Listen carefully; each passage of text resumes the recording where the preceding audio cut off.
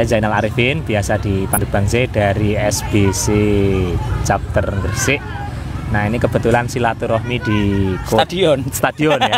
Stadion Bojonegoro. Nah, ini kebetulan ada Pak Ustadz, Pak Yai Toha. Kita akan menanyakan Pak Ustadz. Assalamualaikum Pak Ustadz. Waalaikumsalam warahmatullahi wabarakatuh.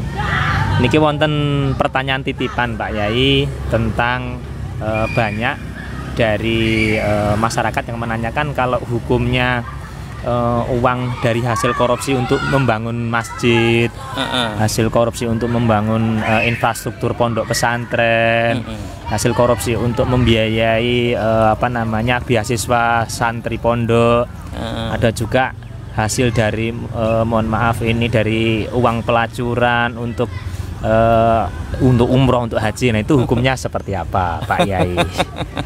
Ini repot ya.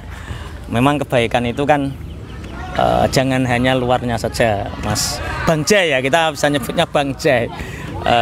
Jadi banyak orang mencuci dengan air kencing. Mencucinya itu bagus. Ada baju kotor dicuci, bagus nggak? Bagus. Tapi kalau mencucinya dengan air kencing, ya bagus. Ya tetap semakin kotor.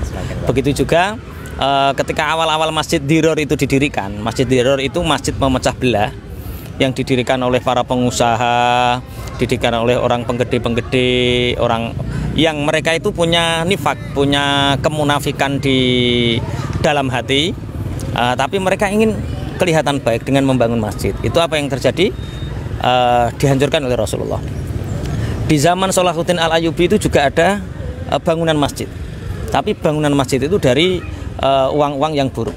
Nah, innallaha yuhibbut tawabina wa yuhibbul mutatahhirin. Sesungguhnya Allah itu mencintai orang-orang yang bertobat dan orang-orang yang mensucikan diri.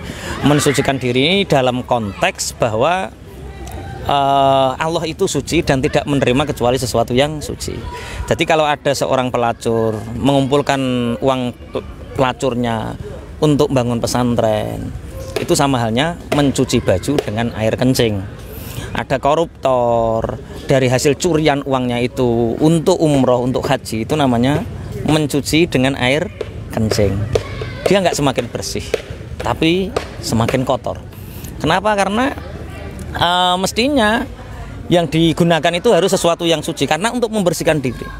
Berarti ibadahnya itu tuh bukan untuk mensucikan diri, karena dari perkara yang haram. Paham ya?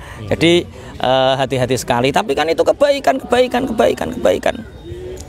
pun harus dengan sesuatu yang baik. Gitu. Cukup ya? Assalamualaikum.